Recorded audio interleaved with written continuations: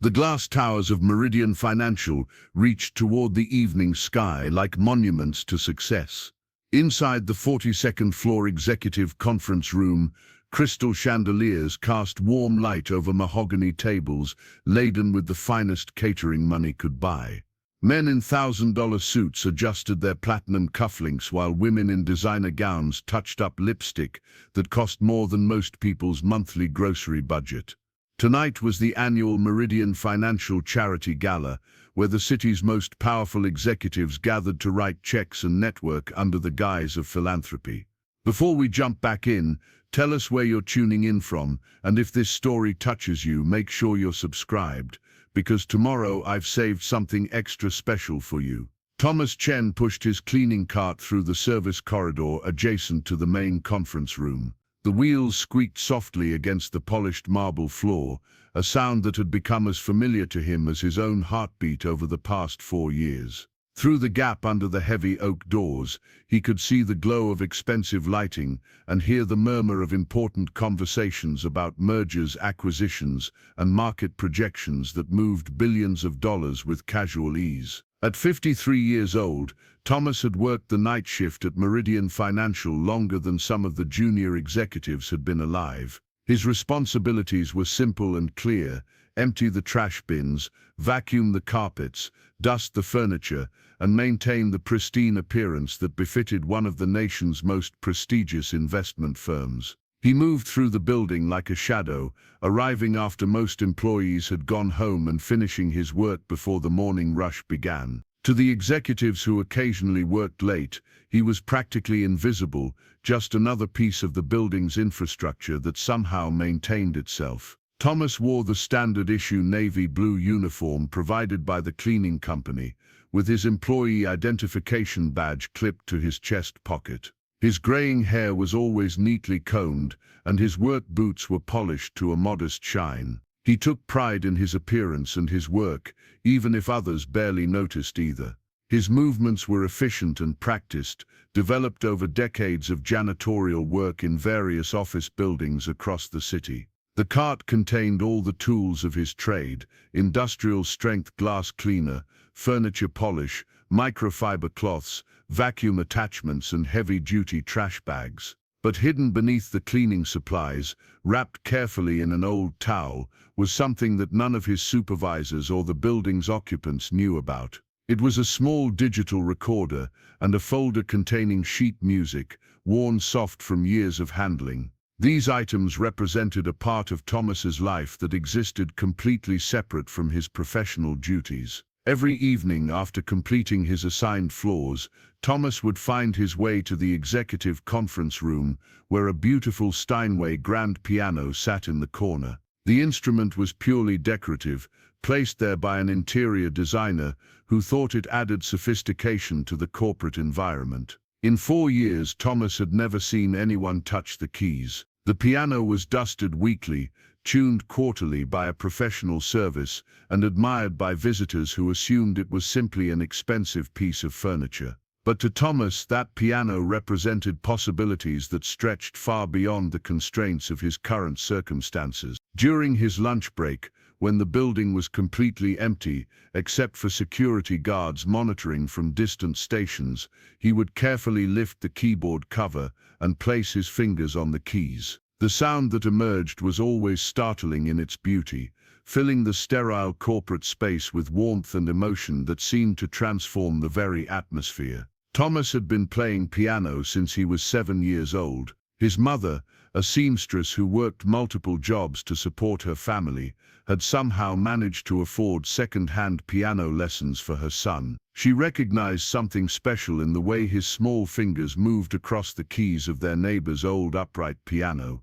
Mrs. Chen would walk Thomas to his lessons every Saturday morning, sacrificing her only day off because she believed music education was worth any personal cost. By the time he reached high school, Thomas was performing in regional competitions and earning recognition from local music teachers. His talent was undeniable, his technique was solid, and his interpretation of classical pieces showed a maturity that impressed audiences twice his age. Several music schools offered him partial scholarships, and his teachers encouraged him to pursue performance as a career. The future seemed bright with possibility, but life had other plans. During Thomas's senior year, his father suffered a stroke that left him unable to work. Medical bills mounted quickly, and the family's modest savings disappeared within months. Thomas's mother worked longer hours, but her income alone was insufficient to cover both the ongoing medical expenses and the basic costs of keeping the household running. The partial scholarships that had seemed so promising suddenly became inadequate when measured against the full cost of college tuition, room, board, and living expenses. Thomas made the decision that countless talented young people have made throughout history when dreams collide with financial reality. He declined the scholarship offers and found a job immediately after graduation. His first position was at a local hospital, working the night shift in environmental services. The work was physically demanding and often unpleasant, but it provided steady income and health insurance benefits that helped cover his father's ongoing medical needs. Over the years, Thomas moved between different janitorial positions, always seeking better pay or more stable employment. He worked at shopping malls, office buildings, schools, and medical facilities. Each job required him to adapt to new environments and expectations, but the core nature of the work remained consistent. He was responsible for maintaining clean, functional spaces that others could use without thinking about the effort required to keep them that way. Throughout all these years, Thomas never stopped playing piano. He couldn't afford lessons anymore, and he certainly couldn't afford an instrument of his own, but he found ways to continue developing his skills. Public libraries had practice rooms that he could reserve during off hours. Community centers sometimes had old pianos that needed maintenance, and Thomas would volunteer to help tune them in exchange for practice time. Churches occasionally allowed him to play during weekday hours when the buildings were otherwise empty. He studied music theory from library books and learned new pieces by listening to recordings on his phone while following along with sheet music downloaded from free online sources. His technique remained sharp through constant practice, and his repertoire expanded to include everything from classical masterpieces to contemporary compositions. Music remained the center of his emotional and intellectual life, even as his professional circumstances kept him far removed from any performance opportunities. The position at Meridian Financial had been a significant step up in terms of both pay and working conditions. The building was modern and well maintained, the company provided excellent benefits, and the work environment was considerably more pleasant than many of his previous jobs. Thomas was assigned to the upper executive floors, where the offices were spacious and elegantly appointed, and where the cleaning requirements were more about maintaining perfection than dealing with serious messes. He had discovered the piano during his first week on the job. While dusting the conference room, he had noticed the instrument sitting in the corner and had been immediately drawn to it. The Steinway was obviously expensive and beautifully maintained, with a deep ebony finish that reflected the room's lighting like a dark mirror. When Thomas gently lifted the keyboard cover and pressed a single key, the rich tone that emerged was unlike anything he had heard in years of playing on inferior instruments. That first tentative touch had led to a careful exploration during subsequent lunch breaks. Thomas quickly realized that the conference room was completely soundproofed and that his playing would not be audible to anyone outside the space. Security cameras monitored the hallways but not the interior of the conference room itself, giving him a degree of privacy that seemed almost too good to be true. Within a few weeks, his lunch break piano sessions had become the highlight of his daily routine. Thomas approached his secret practice sessions with the same attention to detail that he brought to his cleaning duties. He always ensured that his hands were completely clean before touching the keys, and he was careful to return the piano to exactly the same condition he had found it in. He learned the security guard rotation schedules and timed his playing to avoid any possibility of discovery. The risk of losing his job if caught was significant, but the emotional necessity of playing music was even greater. On this particular evening, as Thomas completed his cleaning rounds on the lower floors, he could hear the sounds of the charity gala beginning to build in intensity above him. The event was held annually to raise money for music education programs in underserved schools throughout the city. Thomas had read about it in the company newsletter and had found the irony almost overwhelming. Here were some of the wealthiest people in the city gathering to support music education, while completely unaware that one of their own building's employees was a classically trained pianist who could contribute more than money to such a cause. The guest list for the evening included CEOs from major corporations, prominent attorneys, successful physicians, and influential politicians. These were people who attended symphony performances in box seats, who collected fine art, and who sent their children to private schools with extensive music programs. They understood the value of cultural education and were willing to write substantial checks to support it, but they moved through their daily lives without recognizing the cultural potential that might be working around them in invisible roles. As Thomas finished his duties on the 38th floor and prepared to move upward toward the executive levels, he found himself thinking about the paths that had led him to this moment. He wondered what his life might have looked like if his family's financial circumstances had been different, if his father hadn't gotten sick, if the scholarships had been full instead of partial. But he also recognized that his experiences as a working-class adult had given him perspectives on life and music that he might never have developed in a more conventional career trajectory. His understanding of classical compositions had been deepened by years of financial struggle and family responsibility. When he played pieces about loss, perseverance, or hope, he brought emotional authenticity that came from lived experience rather than academic study. His technique might not have been refined in prestigious conservatories, but his interpretation came from a place of genuine human understanding that no amount of formal training could replicate. The elevator carried him smoothly toward the upper floors where the sounds of the gala grew steadily louder. Through the elevator's glass walls, Thomas could see the city lights spreading out below like a galaxy of possibilities. Somewhere in those lights were other people like him, working jobs that paid the bills while nurturing dreams that seemed impossible to achieve. Some of them were probably musicians, artists, writers, or dancers who had been forced by circumstances to set aside their creative ambitions in favor of more practical concerns. As the elevator doors opened on the 40th floor, Thomas could hear music drifting from the direction of the conference room. A string quartet was providing background entertainment for the cocktail hour that preceded the main dinner and program. The musicians were probably students from the local conservatory,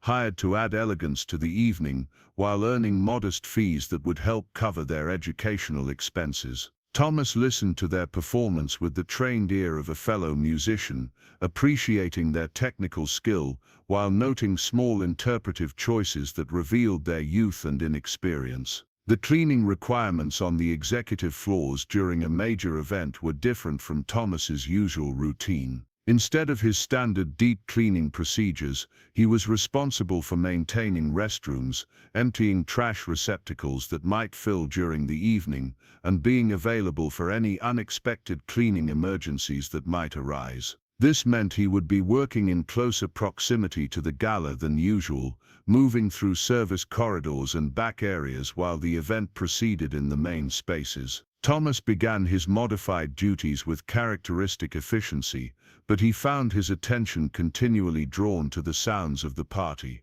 He could hear the clinking of expensive glassware, the murmur of sophisticated conversation, and the periodic bursts of laughter that punctuated successful social interactions. Occasionally, individual voices would rise above the general noise, discussing business deals, vacation destinations, or cultural events with the casual confidence of people who had never worried about money. As he worked, Thomas noticed several of the junior executives he recognized from his regular cleaning duties. These were young men and women in their 20s and 30s who worked long hours for salaries that would seem enormous to most people, but were considered entry-level in the financial services industry. They wore expensive clothes, carried the latest electronic devices, and spoke with the assured vocabulary of people who expected their careers to follow upward trajectories toward wealth and influence. Some of these junior executives had occasionally acknowledged Thomas's presence during his regular duties,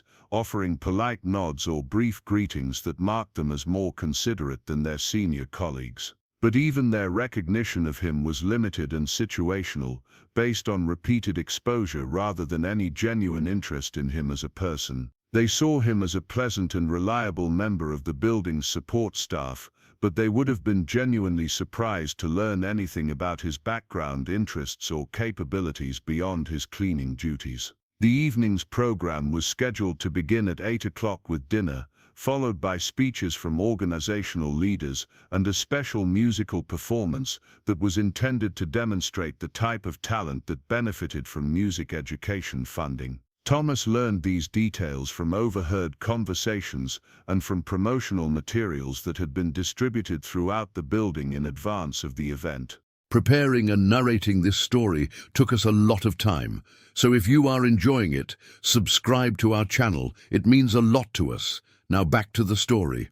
The featured performer was scheduled to be David Morrison, a young pianist who had recently graduated from Juilliard and was beginning to build a reputation in classical music circles.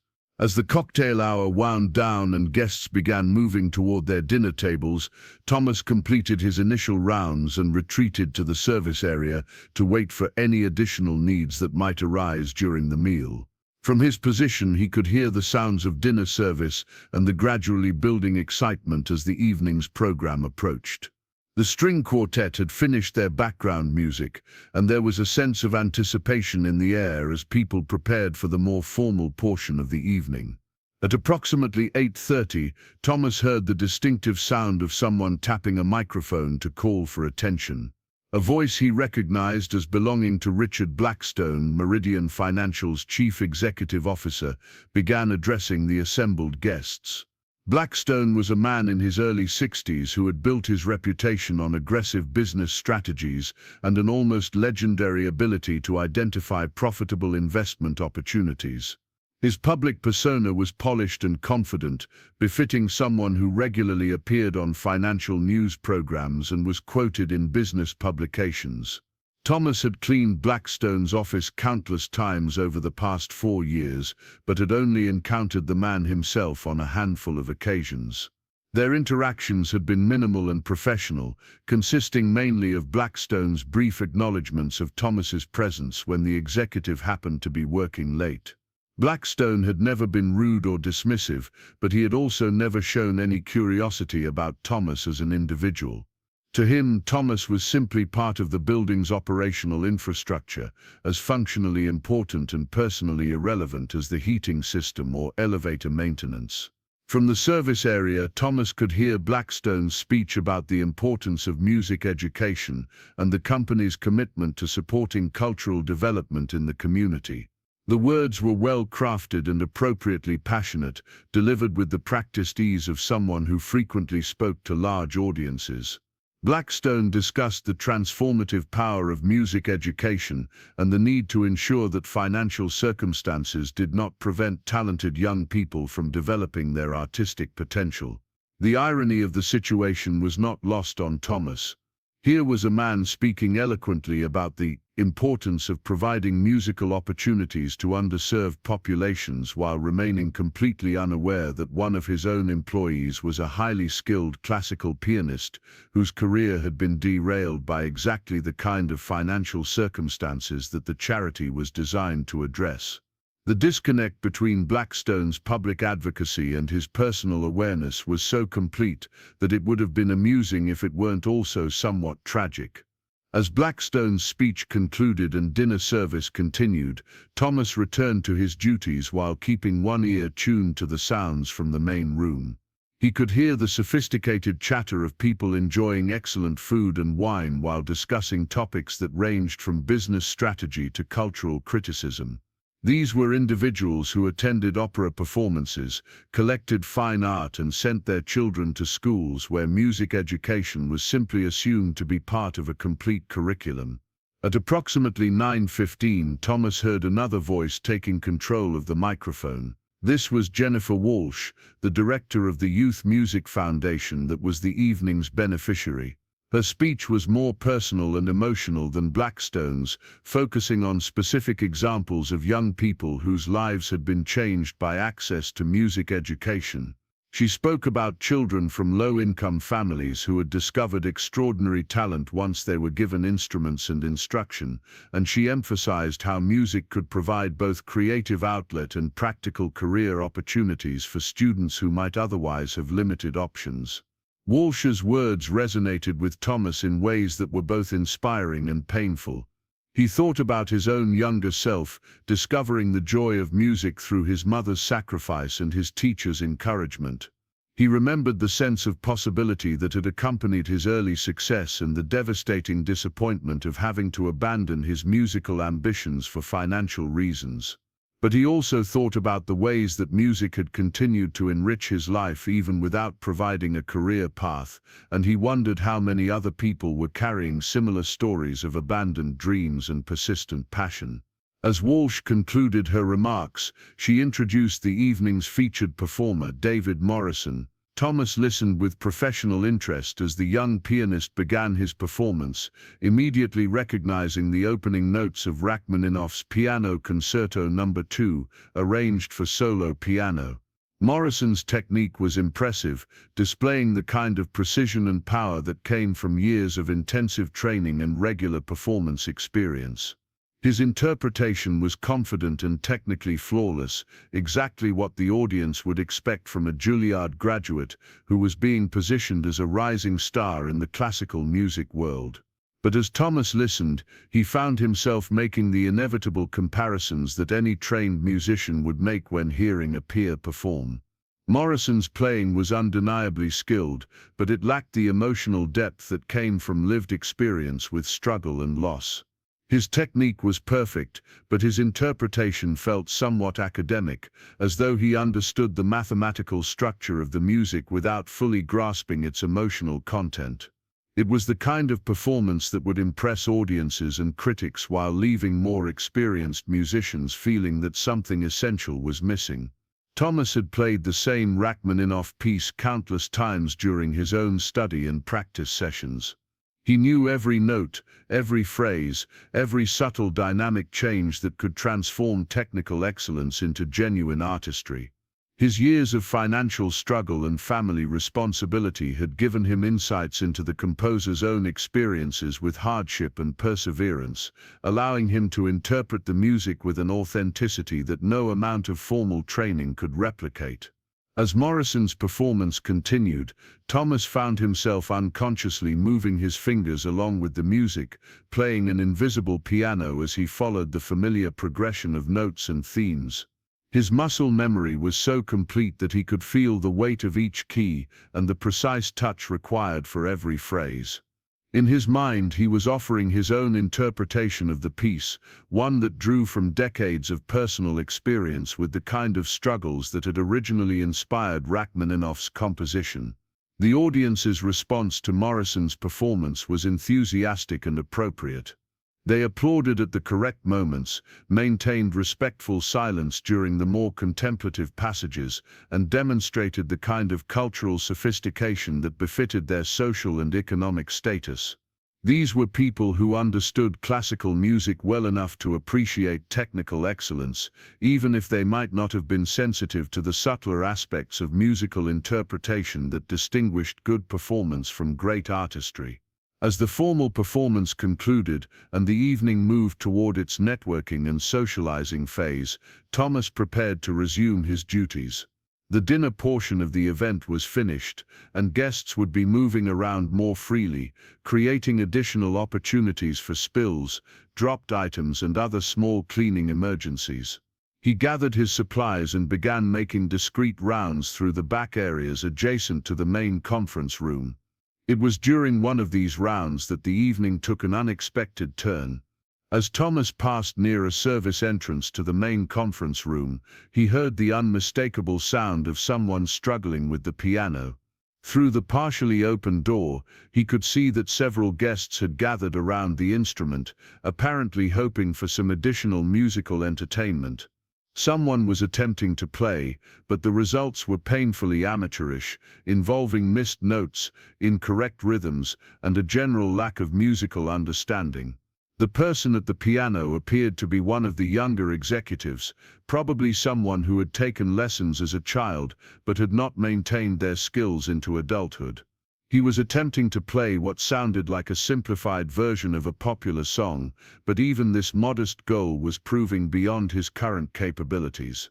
The small audience was being politely supportive, but Thomas could hear the underlying discomfort in their voices as they tried to encourage a performance that was clearly not going well.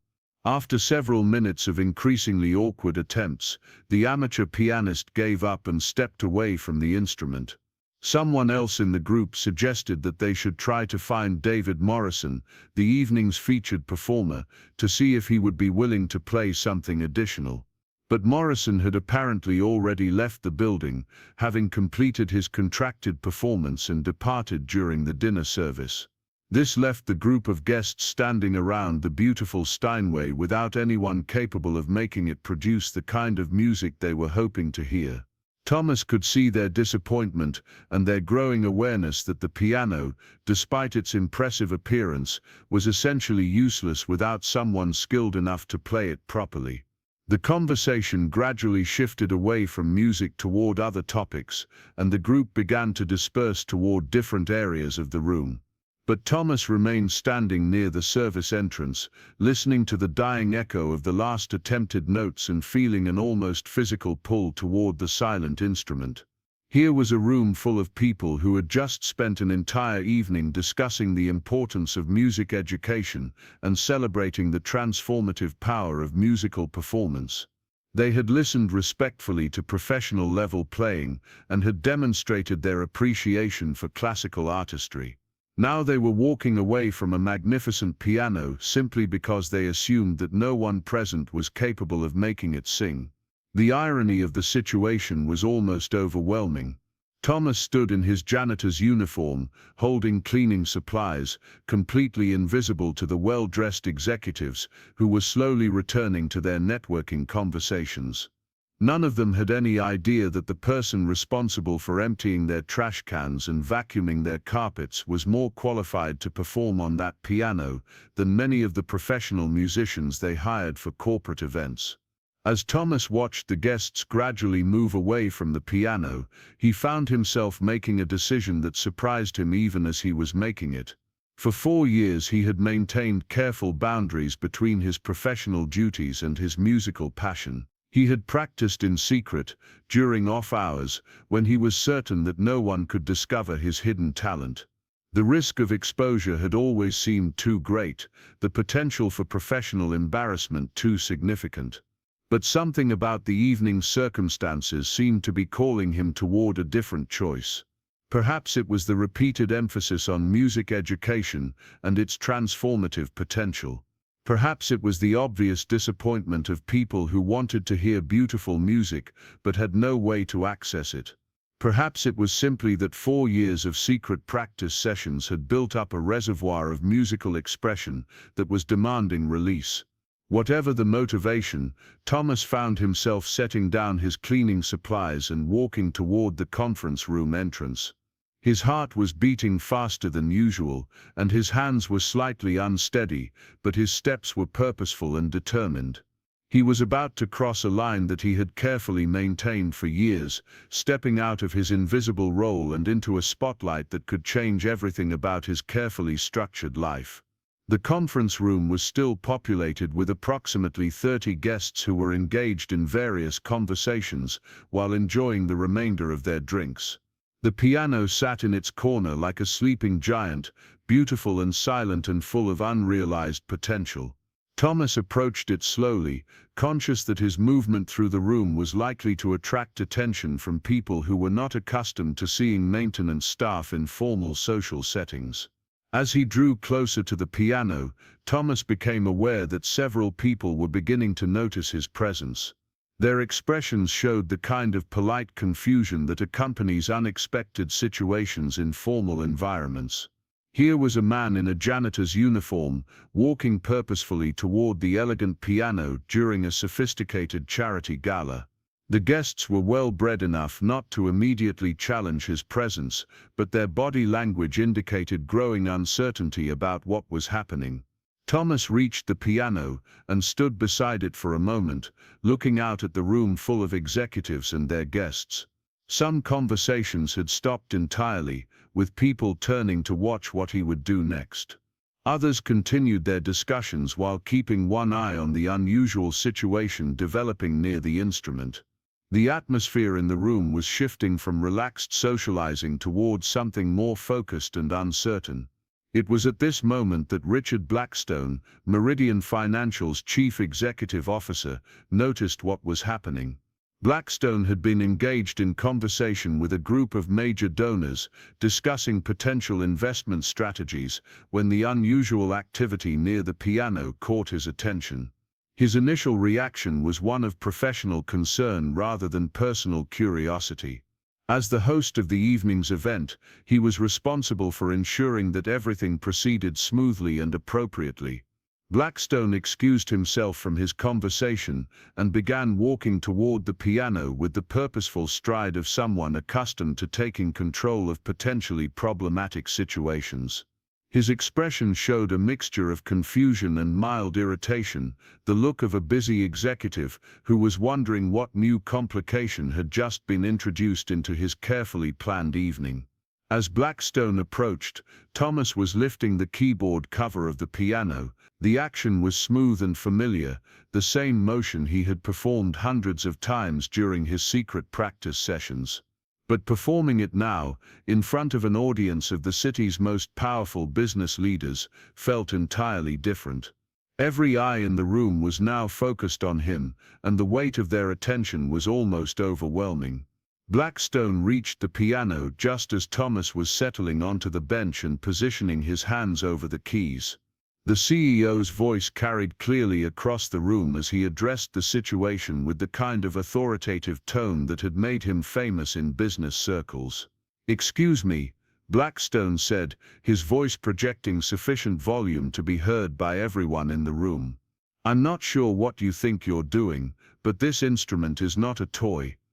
This is a very expensive piano, and it's not appropriate for you to be touching it."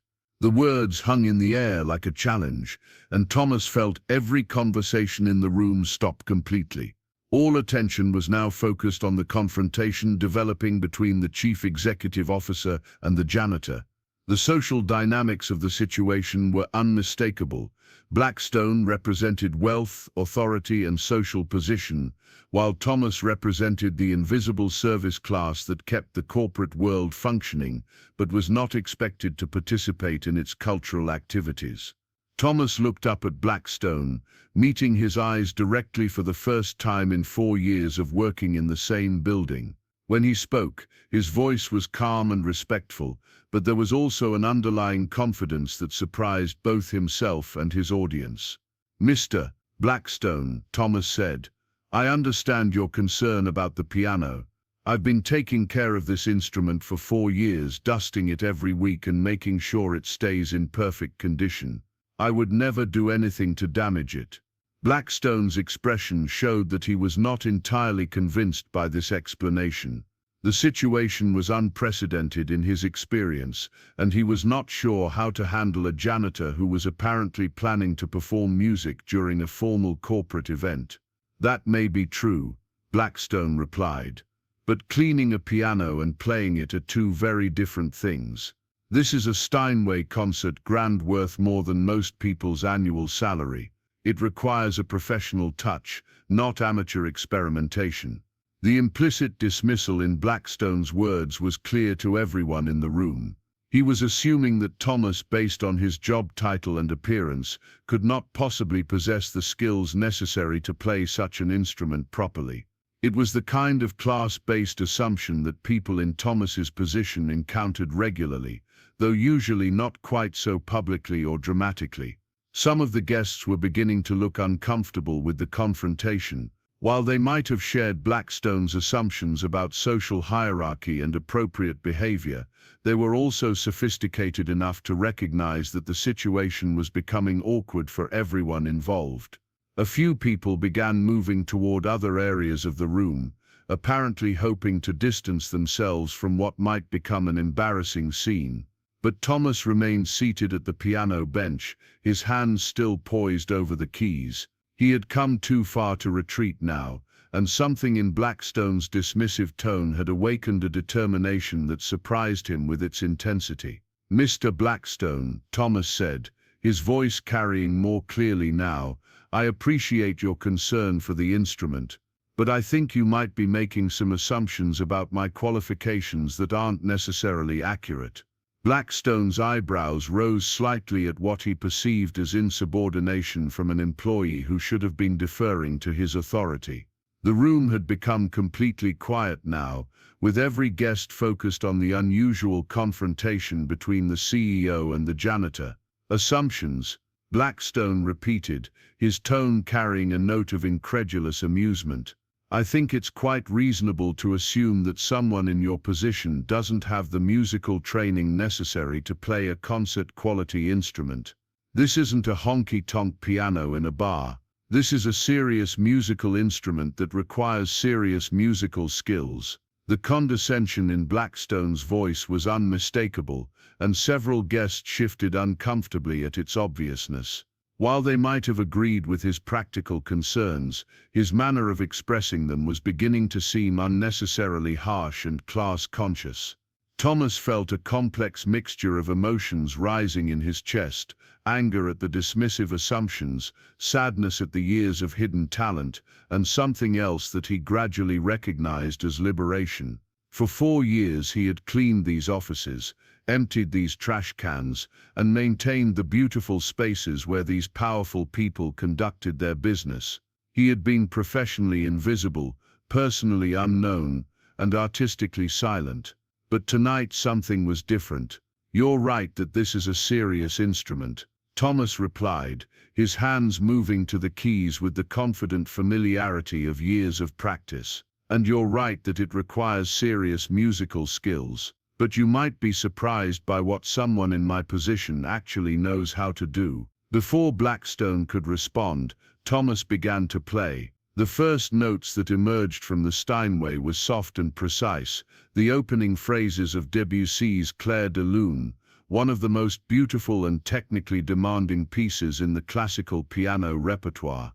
The sound that filled the conference room was nothing like the amateur fumbling that had occurred earlier in the evening.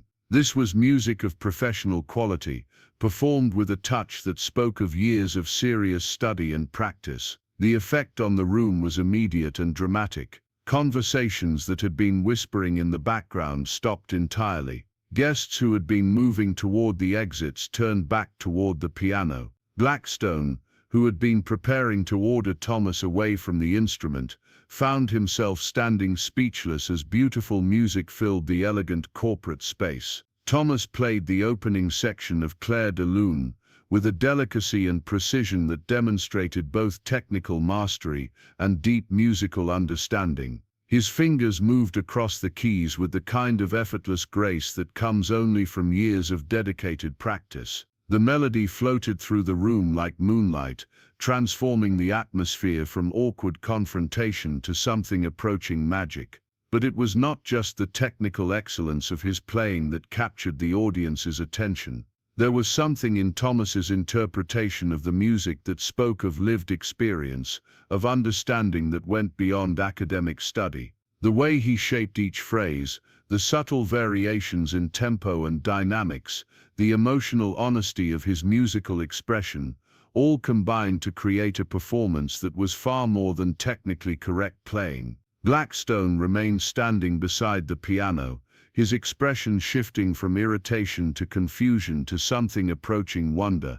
In 30 years of corporate leadership, he had never encountered a situation quite like this. The man he had dismissed as an unqualified janitor was producing music that was more beautiful and more professionally executed than many performances he had attended in concert halls. As the opening section of Clair de Lune concluded, Thomas transitioned seamlessly into the middle section of the piece, where Debussy's impressionist harmonies become more complex and emotionally intense. His left hand maintained the flowing accompaniment patterns, while his right hand sang the lyrical melody lines with an expressiveness that brought tears to several listeners' eyes. The audience was no longer simply politely attentive, they were genuinely moved by what they were hearing.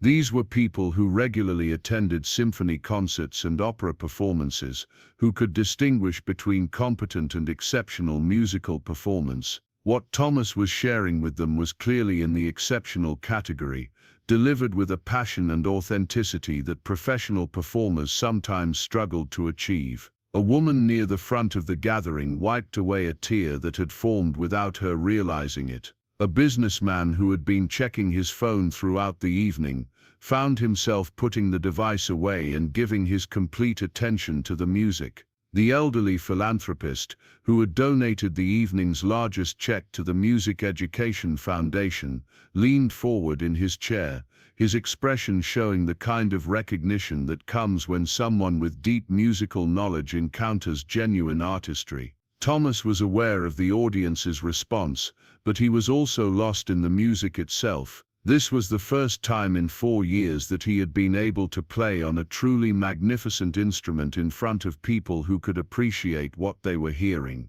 The Steinway responded to his touch with a richness and depth of tone that his practice keyboard could never replicate. Every subtle gradation of dynamics, every delicate shading of color, every expressive nuance was translated into sound with perfect clarity. As Clair de Lune reached its climactic section, Thomas allowed himself to express emotions that he had been carrying for years. The music became a vehicle for all the frustration of hidden talent, all the sadness of abandoned dreams, all the hope that persisted despite circumstances. His playing grew more passionate without losing its technical precision, building toward the piece's emotional peak with an intensity that filled the room with almost tangible feeling. The final section of the piece returned to the gentle contemplative mood of the opening, but now with added depth and poignancy that reflected the emotional journey of the middle sections. Thomas played these concluding phrases with a tenderness that spoke of hard-won wisdom and persistent hope.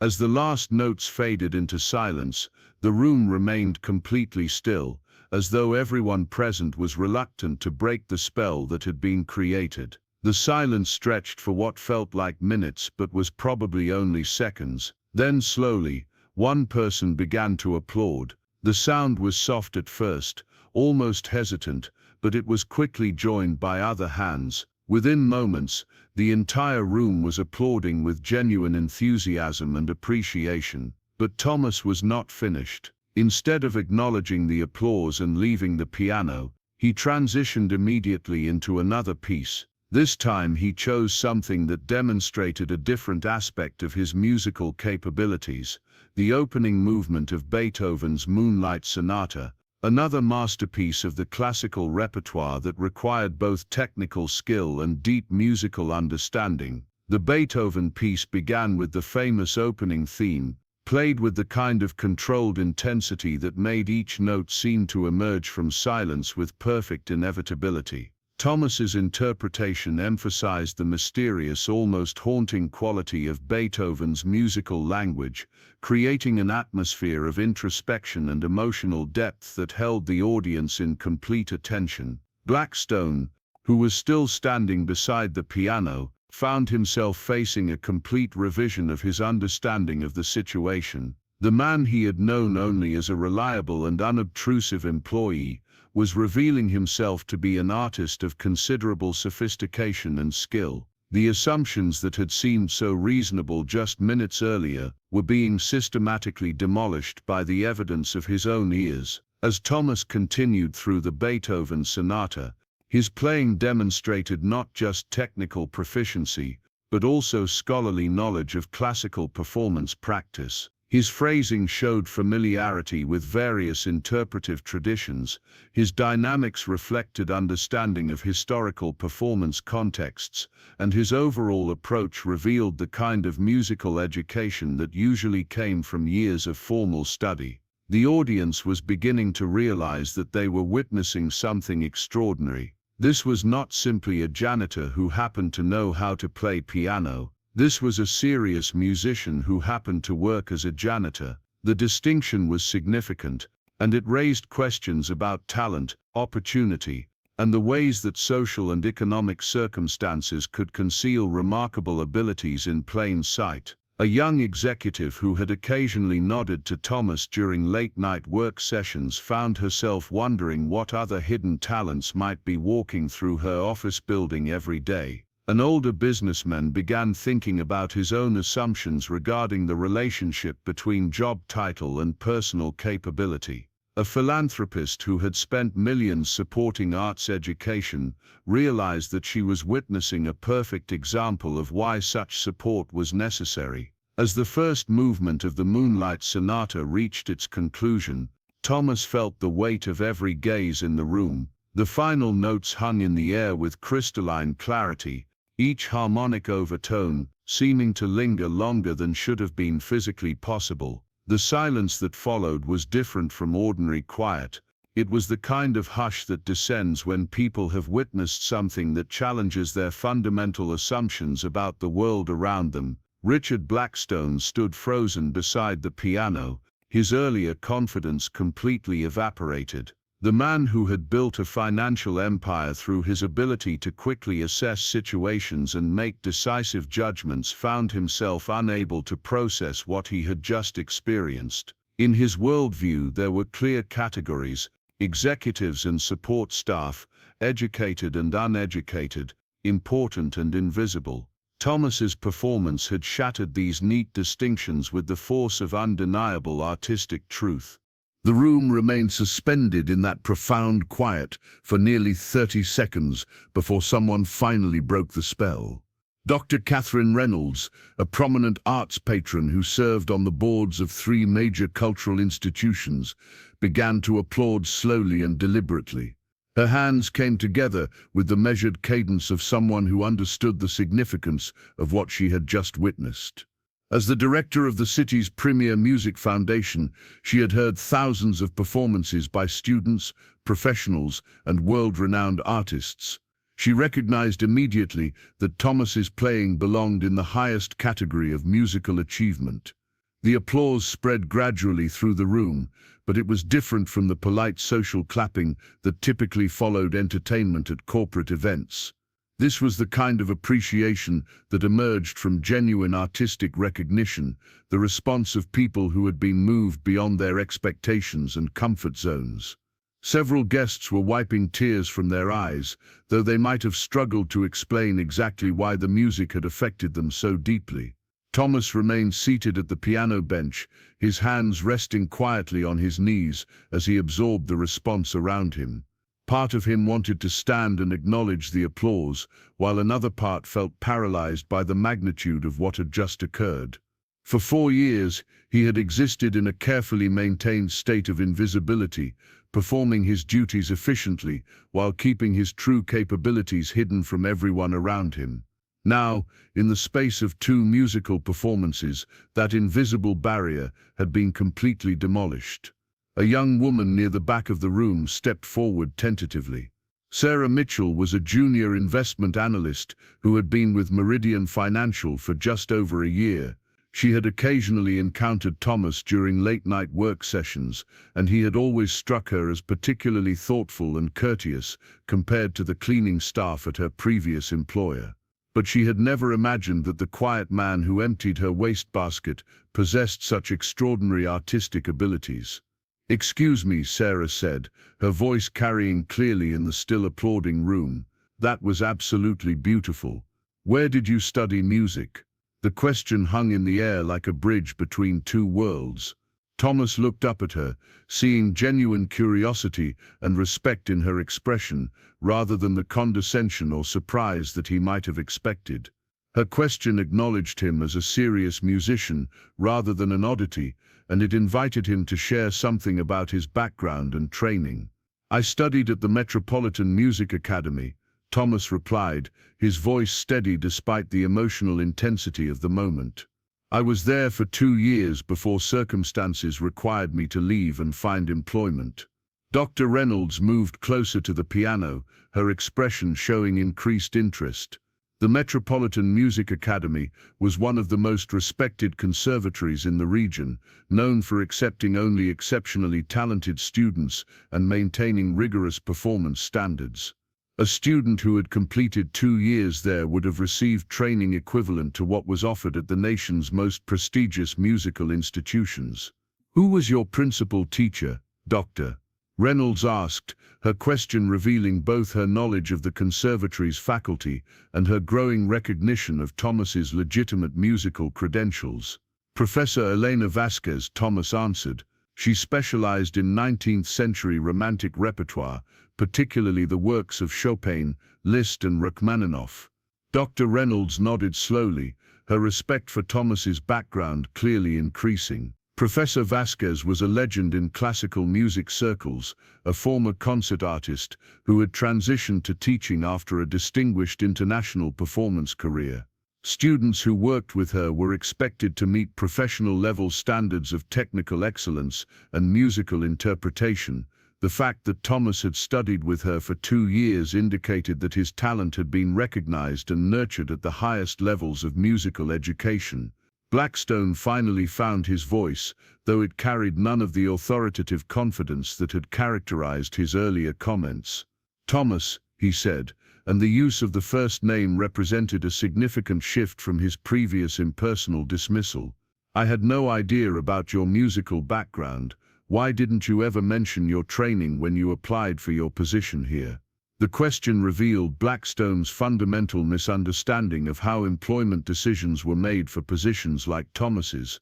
When janitorial candidates were interviewed, the conversation focused on reliability, attention to detail, and previous experience with cleaning procedures. No one asked about educational backgrounds in music, literature, or any other field that might be considered irrelevant to the practical requirements of maintaining office buildings. Thomas considered his response carefully before speaking. "Mr. Blackstone, when someone applies for a position in building maintenance, their musical education isn't generally considered relevant to their qualifications.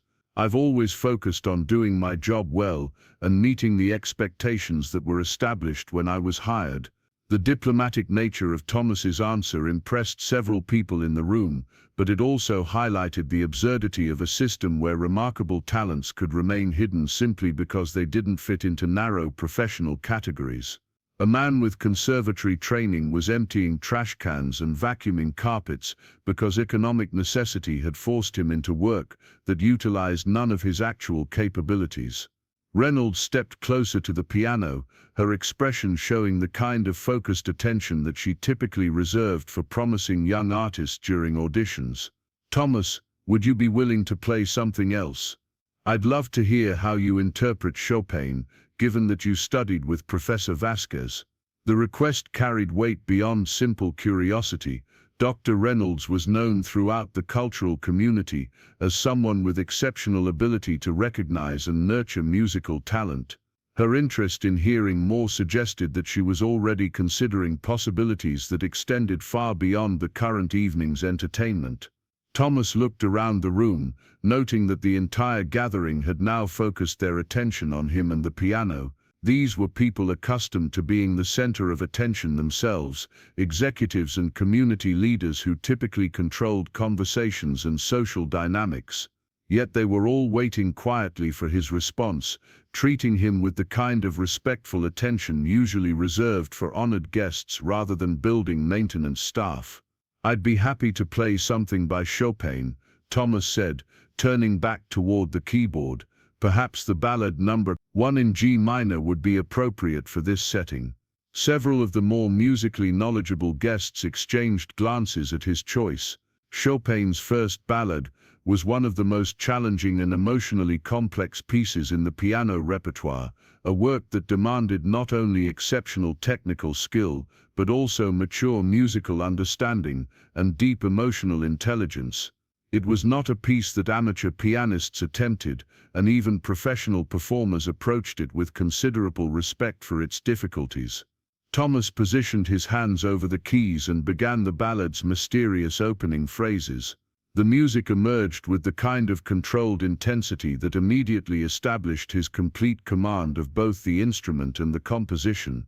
Chopin's opening theme was stated with perfect clarity and phrasing, each note weighted and shaped with the precision that comes from years of study with a master teacher.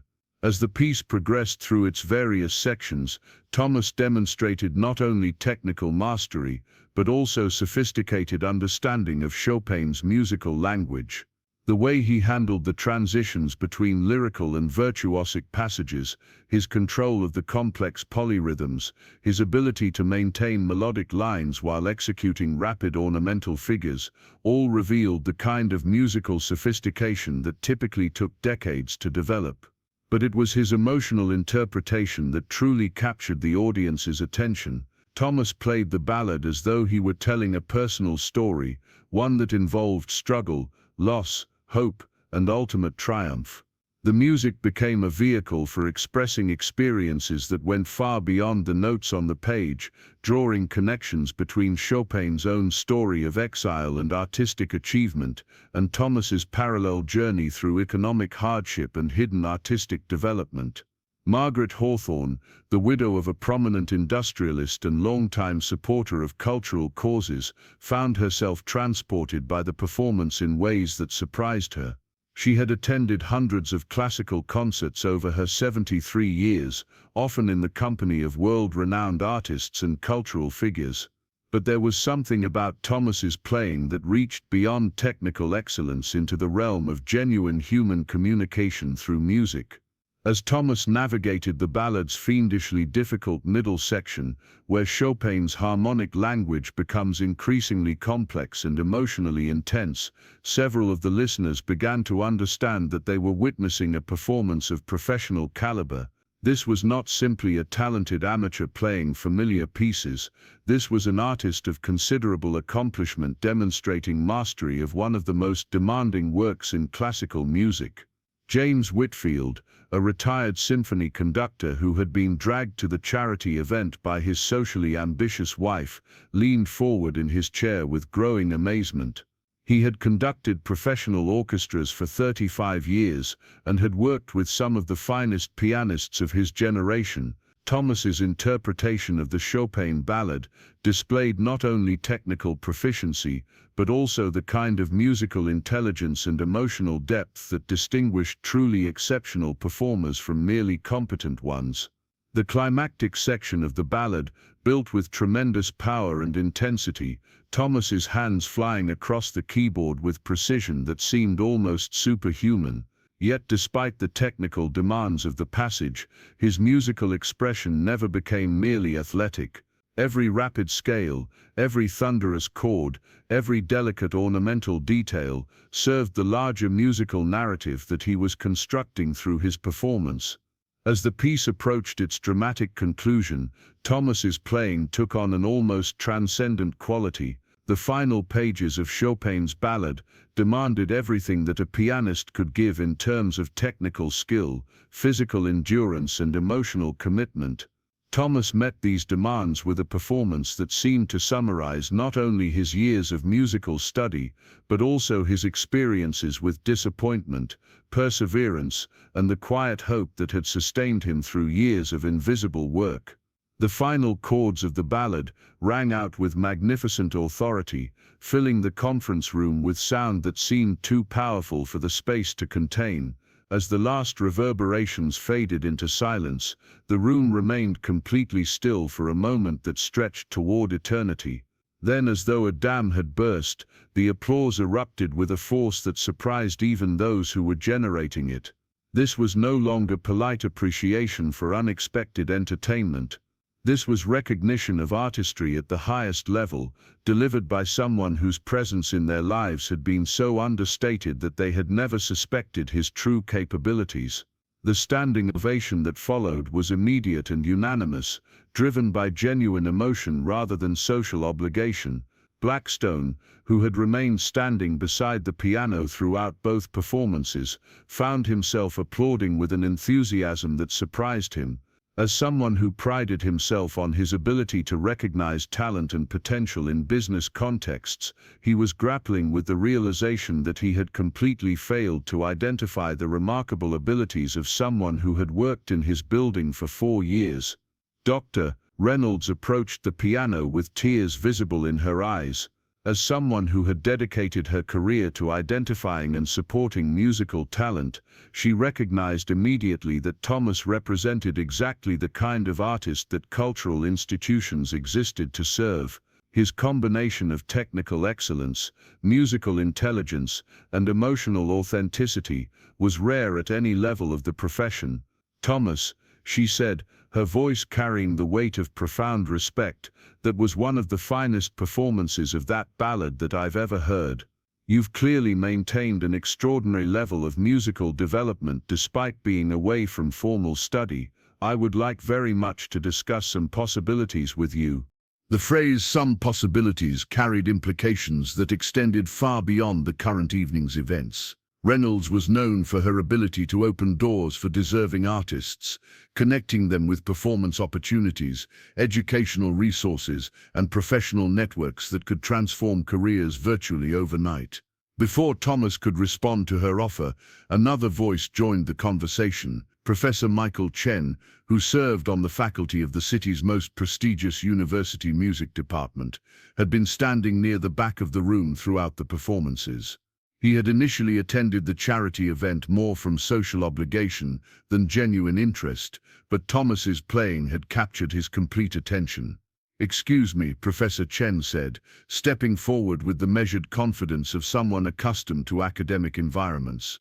"I couldn't help but notice your technique and interpretation. Have you maintained any connection with Professor Vasquez since leaving the conservatory?" The question revealed Professor Chen's own familiarity with the world of serious musical education. Elena Vasquez was a legendary figure whose former students often went on to distinguished careers as performers and teachers. The fact that Thomas had studied with her immediately elevated his credibility in Professor Chen's assessment. "I've corresponded with her occasionally over the years," Thomas replied. "She's always been encouraging about my continued development, though I haven't had the opportunity to take lessons since leaving the conservatory." Professor Chen nodded thoughtfully. As someone who regularly evaluated musical talent in academic contexts, he could recognize immediately that Thomas's abilities were far beyond what could be maintained without systematic practice and study. The level of technical precision and musical sophistication he had just demonstrated required ongoing development and refinement. "Would you be interested in resuming formal study?" Professor Chen asked. "I believe we could arrange something through our continuing education program that would allow you to work with our faculty while maintaining your current employment if necessary." The offer represented exactly the kind of opportunity that Thomas had dreamed about during his years of solitary practice. Access to professional instruction, practice facilities with quality instruments, and connection with a community of serious musicians could accelerate his development in ways that individual study could never achieve. But even as Thomas felt excitement building at the prospect, he was also conscious of practical realities that had shaped his life for the past several years. His current employment provided necessary income and benefits that supported not only himself but also ongoing financial responsibilities related to his family's medical expenses. Any decisions about additional commitments would need to be made carefully, with full consideration of their economic implications. Sarah Mitchell, the young analyst who had first asked about Thomas's musical background, stepped forward with an expression of curiosity and concern. During her brief tenure at Meridian Financial, she had become increasingly aware of the ways that economic inequality could create barriers between talent and opportunity. Thomas's situation seemed to represent a perfect example of how exceptional abilities could be constrained by financial circumstances. Thomas, she said, I hope you don't mind me asking, but what led you to leave the conservatory originally? If you were studying with Professor Vasquez, you must have been an exceptionally promising student. The question was personal, but it was asked with genuine concern rather than mere curiosity. Sarah's tone indicated that she understood the answer might involve difficult circumstances, and she was prepared to listen with empathy rather than judgment. Thomas considered his response carefully. The truth about his family's financial crisis and his father's illness was not something he had shared with anyone in his current work environment. But the evening's events had already broken down so many barriers between his professional and personal identities that continued concealment seemed both unnecessary and artificial. My father had a stroke during my second year at the conservatory, Thomas said simply. The medical expenses and loss of his income made it impossible for our family to continue supporting my education, even with the partial scholarship I had received. I needed to find employment immediately to help with both the medical bills and our basic living expenses. The explanation landed in the room with the weight of a story that everyone present could understand intellectually, but few had ever experienced personally. These were people whose own educational opportunities had been largely unconstrained by financial limitations, whose career choices had been based on interest and aptitude rather than immediate economic necessity. Margaret Hawthorne, whose philanthropic activities had often focused on educational access and opportunity, felt a deep pang of recognition. She had supported scholarship programs for years, understanding theoretically that talented young people sometimes had to abandon their studies for financial reasons. But she had never before encountered such a clear example of how family medical emergencies could derail promising artistic careers. That must have been an incredibly difficult decision, Margaret said, her voice carrying genuine sympathy. To leave your studies when you were clearly so talented and committed to music. Thomas nodded, appreciating her understanding. It was difficult, but it was also necessary. My family needed immediate help, and music study is a luxury that becomes impossible when people are facing medical crises and potential bankruptcy. The words hung in the air with uncomfortable truth. Everyone in the room was wealthy enough that medical emergencies represented inconvenience rather than financial catastrophe. The idea that a family could be forced to choose between healthcare and education was intellectually familiar to them through their charitable activities, but emotionally distant from their personal experience. Dr. Reynolds stepped forward again, her expression showing the kind of focused determination that had made her successful in connecting artists with opportunities. Thomas, I think we need to explore ways to address both your current situation and your long-term artistic development. Would you be available to meet with me next week to discuss some specific possibilities? The invitation carried implications that extended far beyond simple career counseling. Dr. Reynolds had connections throughout the cultural community that could potentially open doors to performance opportunities, educational resources, and professional networks that might allow Thomas to develop his musical career while maintaining financial stability. Blackstone, who had been listening to the conversation with growing awareness of his own missed opportunities, stepped forward with an expression of genuine concern and newfound respect. As the CEO of a major financial services firm, he was accustomed to making decisions that affected people's careers and lives. But he had never before realized that someone with such extraordinary talents had been working invisibly in his own building. Thomas, Blackstone said, his voice carrying none of the dismissive authority that had characterized his earlier comments. I owe you an apology for my assumptions earlier this evening. I clearly underestimated both your abilities and your background. I'd like to discuss whether there might be ways that Meridian Financial could support your musical development while recognizing the valuable work you've been doing here. The offer suggested possibilities that Thomas had never imagined. Corporate sponsorship of artistic development was not unheard of, but it typically involved high-profile artists whose success could provide publicity benefits for their sponsors.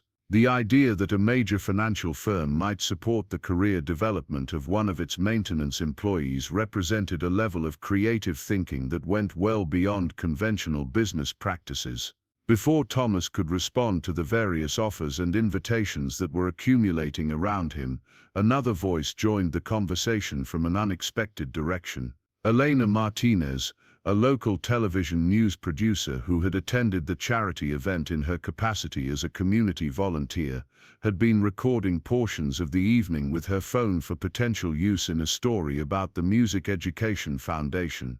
"Thomas," Elena said, "I hope you don't mind, but I've been filming your performance and I think this story could be of significant interest to our viewers. Would you be willing to participate in a brief interview about your background and how you came to be playing piano at a corporate charity event?" The suggestion of media attention added another layer of complexity to an evening that had already transformed Thomas's life in ways he was still struggling to comprehend. Public exposure could potentially accelerate the opportunities that were beginning to emerge around him, but it could also introduce pressures and expectations that might prove difficult to manage. Thomas looked around the room at the faces that were now focused on him with respect, curiosity, and genuine concern for his welfare. These were people who had the power and resources to create opportunities that could fundamentally change his life trajectory. But there were also people who had been completely unaware of his existence just hours earlier. The complexity of his situation was becoming increasingly apparent. For 4 years he had maintained a carefully balanced life that involved meaningful work, financial stability, and private artistic development. Now, in the space of 2 musical performances, that balance had been completely disrupted. The possibilities emerging around him were exciting and potentially transformative, but they also required decisions that could affect not only his own future but also his ongoing responsibilities to his family. Dr. Reynolds seemed to sense his internal conflict and stepped forward with the kind of practical wisdom that had made her successful in navigating the complex relationships between artistic talent and economic reality. "Thomas," she said gently, "I can see that you're processing a lot of information and possibilities right now. Would it be helpful if we arranged a time for you to consider everything privately before making any commitments or decisions?" Her suggestion acknowledged the overwhelming nature of the evening's developments, while also ensuring that the opportunities being offered would remain available for serious consideration. Thomas felt grateful for her understanding and for the space she was creating for him to think through his options carefully. "That would be very helpful," Thomas replied. "This evening has been beyond anything I could have imagined, and I want to make sure that any decisions I make are thoughtful and realistic given all my circumstances." Blackstone nodded approvingly at Thomas's measured response. As someone who regularly made complex business decisions under pressure, he recognized the wisdom of taking time to consider all factors before committing to significant changes. "Thomas, please know that whatever you decide about these other opportunities, your position here at Meridian Financial is secure, and we'd be happy to discuss ways to support your musical interests within the context of your current employment." The assurance removed one source of immediate anxiety from Thomas's considerations. Knowing that his current income and benefits were not at risk gave him the freedom to explore other possibilities without the pressure of economic desperation that had originally forced him to abandon his musical studies. As the evening began to wind down and guests started gathering their belongings to leave, Thomas found himself surrounded by business cards, contact information, and invitations to meetings that could potentially reshape his entire future. The contrast with his arrival at work earlier in the evening was almost surreal. He had entered the building as an invisible maintenance worker and was preparing to leave as a recognized artist with more opportunities than he could immediately process. Dr. Reynolds approached him one final time before departing, her expression showing both excitement about his potential and concern for his well-being. "Thomas, I want you to know that whatever path you choose moving forward, tonight's performance was truly exceptional. You have a gift that deserves to be shared with the world, and I hope we can find ways to make that possible." As the conference room gradually emptied and Thomas began the process of returning the piano to its usual state, he reflected on the evening's extraordinary developments. The instrument that had been simply a beautiful piece of furniture a few hours earlier had become the catalyst for a complete transformation of his life's possibilities. But even as excitement about potential opportunities filled his thoughts, Thomas remained grounded in the practical realities that had shaped his decisions for the past several years. Whatever choices he made about his artistic future would need to account for his ongoing responsibilities and the financial stability that had taken years to achieve. As he carefully lowered the keyboard cover and adjusted the piano bench to its original position, Thomas realized that the most important transformation of the evening might not be the external opportunities that were now available to him. Instead, it might be the internal recognition that his artistic abilities were valued and appreciated by people whose opinions he respected. For 4 years, he had practiced in solitude, developing his skills without external validation or recognition. Now he knew with certainty that his musical development had reached a level that could command respect in professional circles. Whether or not he chose to pursue formal performance opportunities, he would never again doubt the legitimacy of his artistic identity. The building around him had returned to its usual nighttime quiet, but Thomas carried with him the memory of applause that had acknowledged not just his technical skill, but his emotional honesty and artistic integrity. As he gathered his cleaning supplies and prepared to complete his rounds, he understood that while his duties might remain the same, his sense of himself as both a worker and an artist had been fundamentally and permanently transformed. 6 months later, Thomas stood backstage at the prestigious Hamilton Concert Hall, adjusting his formal black performance attire with hands that trembled slightly from anticipation rather than nerves. The dressing room mirror reflected a man transformed not just in appearance, but in fundamental identity. Gone was the Navy maintenance uniform, replaced by the elegant formal wear of a concert pianist preparing for his debut recital. The journey from that extraordinary evening at Meridian Financial to this moment had unfolded with a momentum that sometimes left Thomas feeling breathless. Dr. Reynolds had proven true to her word, orchestrating a series of opportunities that had created pathways he never could have imagined. Within a week of the charity gala, she had arranged for Thomas to audition for several prominent music programs and performance opportunities. The auditions had gone remarkably well. Thomas's years of solitary practice, combined with his solid conservatory foundation, had prepared him for exactly these moments. His playing demonstrated not only technical excellence, but also the emotional maturity that comes from life experience beyond the sheltered world of academic music study. Program directors and faculty members were impressed not just by his skill, but by his unique perspective as an artist who had maintained his development while navigating real-world challenges. Professor Chen had been instrumental in creating an accelerated pathway for Thomas to complete his formal musical education. Through a combination of advanced placement examinations and portfolio review, Thomas had been able to demonstrate proficiency equivalent to a completed undergraduate degree in music performance.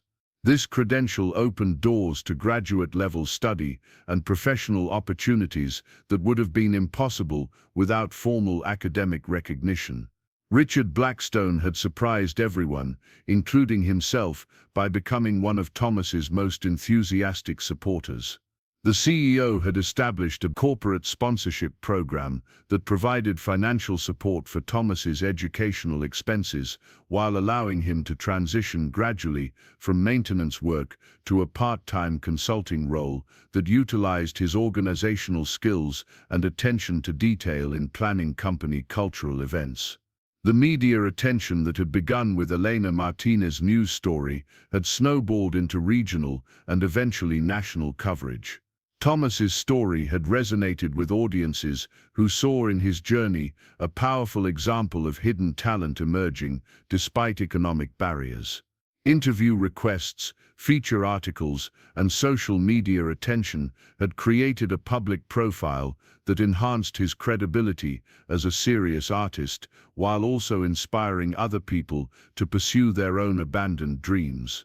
But perhaps the most meaningful transformation had occurred within Thomas himself. For decades, he had carried the identity of someone whose artistic ambitions had been defeated by practical necessity. The secret practice sessions in empty conference rooms had been acts of private rebellion against circumstances that seemed immutable.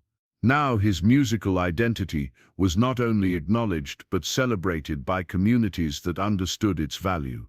Tonight's recital represented the culmination of months of intensive preparation. The program included the Chopin Ballade that had captivated the charity gala audience, along with additional works that showcased the full range of Thomas's musical capabilities. Beethoven's Appassionata Sonata would demonstrate his command of classical architecture and dramatic intensity. Debussy's Images would reveal his sensitivity to impressionist color and texture. And he would conclude with his own composition, a piece inspired by his years of hidden practice that transformed loneliness and persistence into musical narrative. The composition had emerged during late-night sessions at the conservatory practice rooms that were now available to him as a graduate student.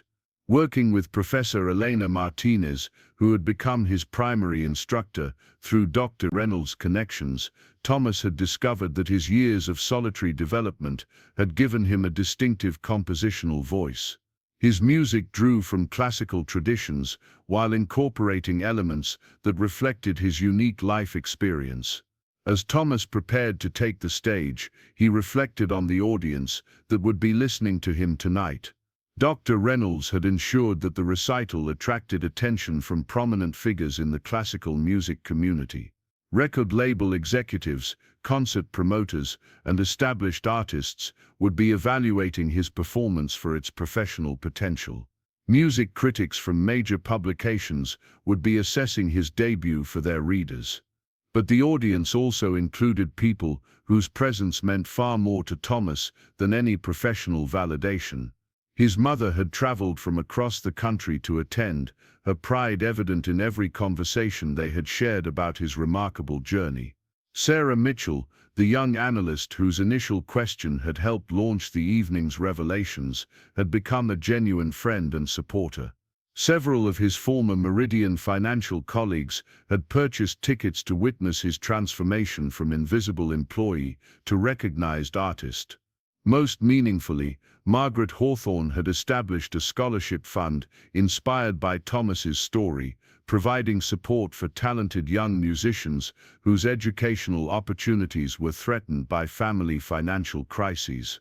The first recipient, a 17-year-old violinist whose promising career had been jeopardized by her father's job loss, would be attending tonight's recital as Margaret's guest. The backstage monitor announced 5 minutes to curtain time. Thomas took a deep breath, feeling the familiar combination of excitement and focus that preceded significant performances. His hands, which had once moved efficiently through cleaning routines while his mind wandered to musical possibilities, now felt perfectly prepared to translate years of study and practice into live artistic communication. A gentle knock on the dressing room door interrupted his final preparations. Dr. Reynolds entered with a warm smile and an expression of genuine pride. Over the months of their collaboration, she had become not just a professional mentor, but also a trusted friend who understood both his artistic potential and his personal journey. "How are you feeling, Thomas?" she asked, settling into a chair across from his dressing table. "Grateful," Thomas replied without hesitation, nervous, excited, and overwhelmed, but mostly grateful. 6 months ago, I never could have imagined that my life could change so completely. Dr. Reynolds nodded with satisfaction. In her decades of working with artists, she had learned to recognize the difference between talent that was merely technically impressive and artistry that possessed the depth to sustain long-term career development. Thomas represented the latter category, an artist whose life experience had given him perspectives that enhanced rather than substituted for his formal musical training. "You've earned every opportunity that has come your way," she said. Your dedication to maintaining your skills during those years of private practice, your willingness to take risks when opportunities emerged, and your commitment to continued learning have all contributed to this moment. The stage manager's voice echoed through the backstage monitor, announcing places for the evening's performance. Thomas stood, straightening his formal jacket and checking his appearance one final time in the mirror. The man looking back at him bore little resemblance to the invisible maintenance worker who had approached a piano 6 months earlier with trembling hands and uncertain courage. As he walked toward the stage entrance, Thomas passed a bulletin board covered with promotional materials for upcoming concerts and events. His own recital poster occupied a prominent position, featuring a professional photograph and biographical text that described him as an emerging artist whose journey from hidden talent to recognized performer exemplifies the transformative power of music education and community support. The stage lights created a warm pool of illumination around the magnificent Steinway concert grand that awaited him. Beyond the lights, Thomas could sense rather than see the presence of an audience that had gathered specifically to hear his musical interpretations. This was no longer a corporate event where music served as background entertainment. Tonight, music was the primary purpose, and he was the artist responsible for creating an experience worthy of their attention. Thomas walked to the piano with measured steps, acknowledging the audience's welcoming applause before settling onto the bench. He adjusted his position with the same careful attention to detail that had characterized his cleaning work, ensuring that every physical element was optimally arranged for the artistic task ahead. The opening notes of the Chopin ballad emerged with crystalline clarity, but now they carried additional layers of meaning that had developed through months of intensive study and performance preparation. Each phrase reflected not only technical mastery, but also the artistic maturity that came from understanding his own story as part of the larger human experience that great music seeks to express. As the performance unfolded, Thomas felt the same transcendent connection between his inner artistic vision and its external expression that had captured the charity gala audience. But now that connection was supported by enhanced technical skills, deeper musical understanding, and the confidence that comes from knowing that his artistry was valued and supported by a community of people who understood its significance. The final notes of the evening's program faded into a silence that seemed to extend infinitely before erupting into thunderous applause. Thomas stood to acknowledge the audience's response, seeing faces that reflected genuine appreciation for the artistic journey they had shared. This was applause not just for technical excellence, but for the courage to pursue artistic truth despite obstacles, for the persistence to maintain hope during years of hidden practice, and for the wisdom to recognize and embrace transformative opportunities when they emerged. As the applause continued and audience members rose to their feet, Thomas understood that his transformation was complete, not because he had achieved a particular level of success, but because he had finally integrated all aspects of his identity into a coherent whole. He was no longer a janitor who secretly played piano or a musician who happened to work in maintenance. He was an artist whose life experience, including years of hidden practice and patient persistence, had contributed to the distinctive voice that audiences were now celebrating. The backstage area filled with well-wishers, critics, and industry professionals who wanted to discuss future opportunities and collaborations. Record label representatives expressed interest in his compositions, concert promoters discussed potential bookings for the upcoming season. Music journalists requested interviews about his unique journey from invisibility to recognition. But for Thomas, the most meaningful conversation of the evening came from Elena Rodriguez, a young woman who approached him with tears in her eyes and a story that echoed his own. She worked nights as a hospital custodian while secretly writing poetry, and his example had inspired her to begin sharing her own creative work with the world. As the evening wound down and Thomas prepared to leave the concert hall, he took one final look at the stage where his artistic identity had been fully revealed and celebrated. The piano sat silent now, but it had served its purpose as the vehicle for transforming hidden potential into recognized artistry. The journey that had begun with a moment of unexpected courage during a corporate charity event had led to this point of artistic validation and community recognition. But Thomas understood that the most important transformation had been internal, the recognition that artistic identity was not dependent on external validation, but was instead a fundamental aspect of self that persisted regardless of circumstances. His story had become an inspiration to others who carried hidden talents and deferred dreams, proving that transformation was possible at any stage of life for those willing to risk visibility and embrace the support of communities that valued artistic expression.